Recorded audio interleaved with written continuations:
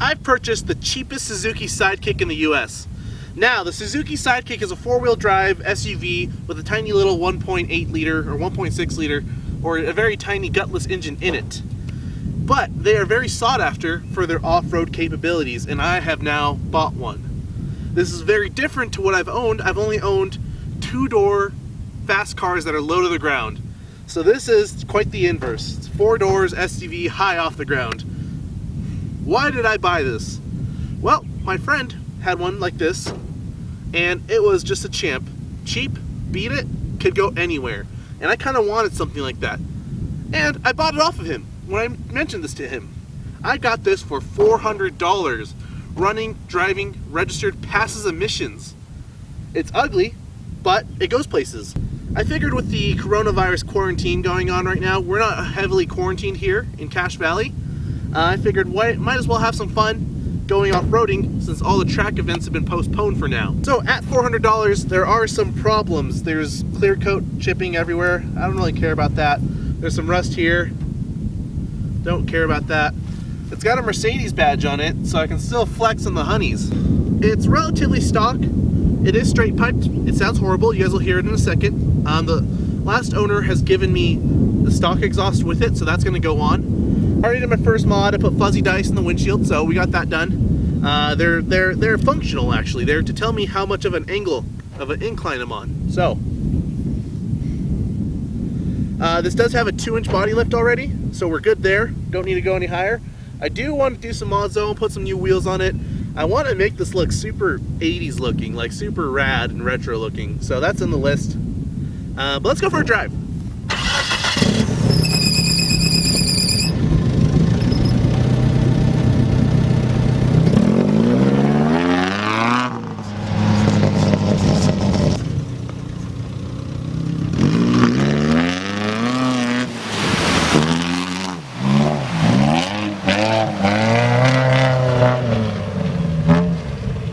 So it rained last night, so it's really muddy actually.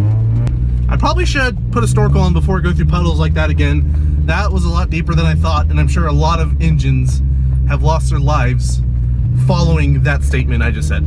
So right now we're cruising at 4 low. This isn't automatic, unfortunately, but for the price I paid, it's really hard to kind of, you know, oh, this is muddy. Okay, hold on. Let's plan this. Sorry, guys.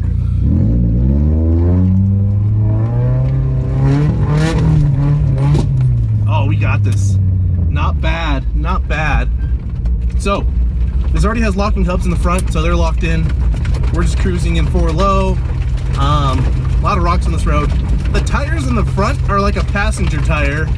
The tires on the back are some Goodyear Wranglers, which look like more of an off-road tire, but the fronts definitely aren't cutting it. So I think what I'm gonna do for now is I'm gonna match the fronts to what the rear has right now when I get new wheels. I wanna put some of those like black steel off-road looking wheels. I don't know much about off-road vehicles, honestly.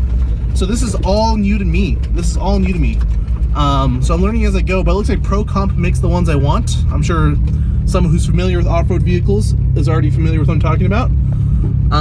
Yeah. Oh, I found a mountain bike trail. Let's see if this will go on it. Just kidding, I don't want to ruin the trail for the mountain bikers. That'd be a dick move. Oh God. Oh. Alright, so we're going back where we came from. So really my plans for this are just to moon around, really. The interior of this car is actually really clean. The exterior does not represent what the interior looks like, I'll tell you that. Let's go this way. But for such a cheap price, $400, is hard to argue with.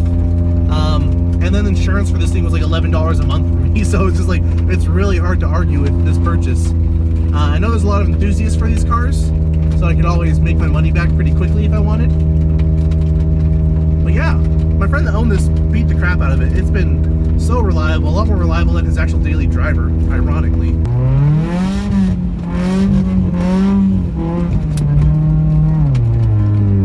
Oh yeah, we got this. Oh God, oh, the ruts. Oh, let's go. Let's go. Depending on how much you guys like the content from this video, determines how far I go with this build. I think for this year though, I'm just gonna keep it simple. It's already lifted. I'm gonna put some wheels on it, do some maintenance, hold on one sec. Oh, all right, let's get up this hill.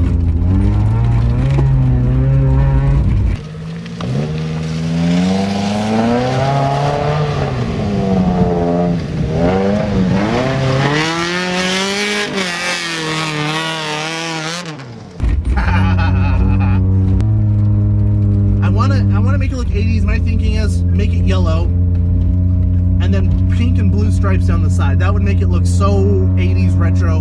A big antenna, some sort of bull bar. Yeah, the bull bars that I saw online last night, maybe one of you guys that are more familiar with these cars can point me in the right direction. They're from ARB, but they're like $800-900. They cost more than I paid for this. I'm having a hard time justifying the bull bar that costs more than the actual car itself. So I might make something custom, or you can get one of those like cheap universal ones and weld it on somewhere. So that's the plan there.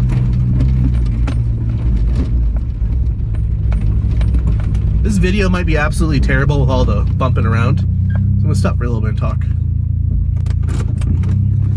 So maintenance items. We don't know when the timing belt's been done last. So that's on the way. Already ordered it. The radiator's been JB welded together. And it's been holding together fine, so watch it break with a new radiator. The belt squeals, and it's because the water pump bearing's kind of shot, so the pulley kind of wiggles around. And that's it, really. The only other big glaring issue with the engine, at least, is it burns oil in startup. It's not too bad, but the valve stem seals are probably bad. The only issue that really bothers me with this car is the seal here on the window. I'm pretty sure it's a seal here. I need to go through a car wash and see. If it rains overnight, there's a puddle in the floor here, so it's leaking pretty bad.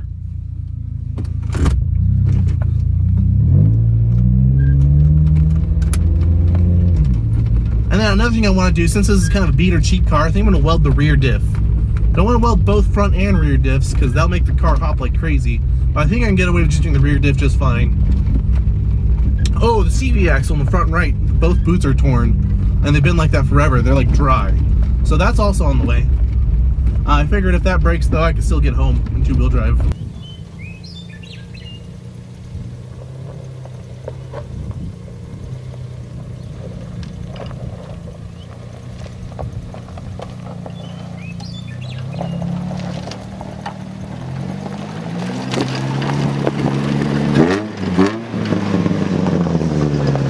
Now you may be able to hear a very concerning ticking noise coming in and out, and let me show you what that is. Nothing to worry about.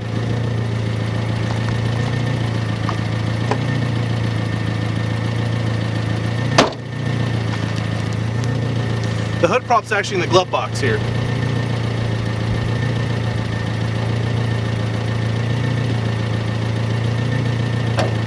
Now if you can hear that ticking noise, it's not the engine. It concerned me a little bit, but it's actually just a canister purge valve solenoid. So, just an emissions equipment device. I may loop it, block it off or something. But yeah. So now that we got the very loud elephant in the room quiet, we can talk about what's going on here. This is the 16 valve engine, which is the more powerful one from what I understand, but it's so slow as dog shit. This radiator has been JB welded on the plastic tank here, so I ordered a new radiator already. Timing's never been done, this cover's never been pulled, we don't know what's going on there, so I said let's order that as well. Water pump has some play in it, so we got a new water pump on the way. I do have the factory air box that came with the car. I think I'm going to install that when I get a snorkel, so that way when I want to go into deep water like an idiot, I can somewhat save the engine. Other than that, this engine looks super easy to work on. Everything's like, you got a lot of room to get into places. It doesn't look difficult to work on. It looks easy to pull out, like it'd take a couple hours, honestly. Now, like I said, the interior is really clean in this. The glove box had some mysteries in it. Like this Justin Bieber CD. Don't think I'll need that anymore. We got a bunch of invoices in here. Let's see. We got invoices. This is cool here. Let me show you guys this piece of rad history.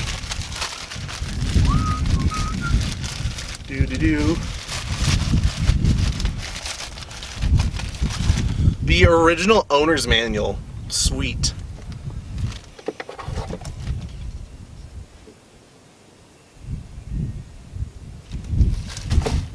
We got alright,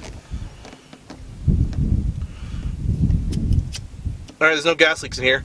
We got a lighter of Tony Stewart, I think. That's not Dale, so we gotta get rid of this. And we got a GPS here, so that's cool.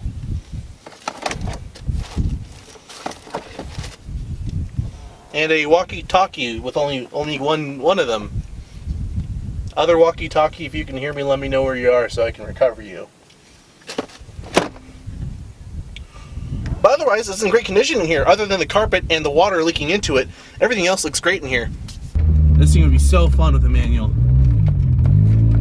I think a manual swap should be pretty easy to do in this vehicle also.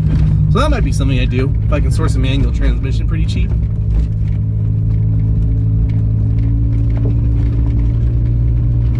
I'm not sure if auto is better for off-roading.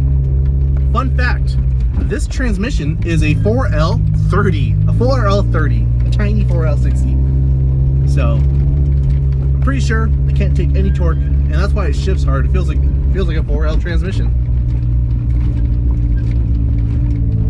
Oh, this is a big old hump right here. Let's go up this guy.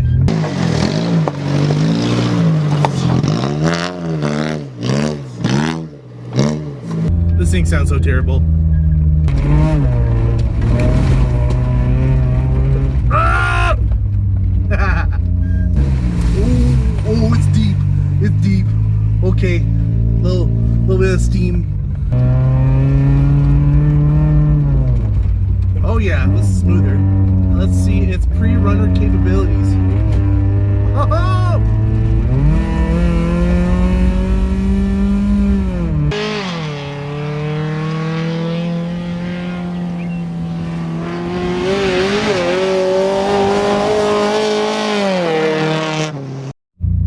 Alright, we're going down the roller coaster. Oh, here we go, fellas. Oh, God. Ah. I think we need new wiper blades. Oh,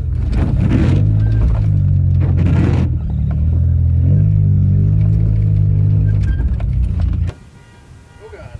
All right. All right. The floor's right there. Well, there you have it, guys. This is my newest vehicle purchase, my $400 Suzuki Sidekick.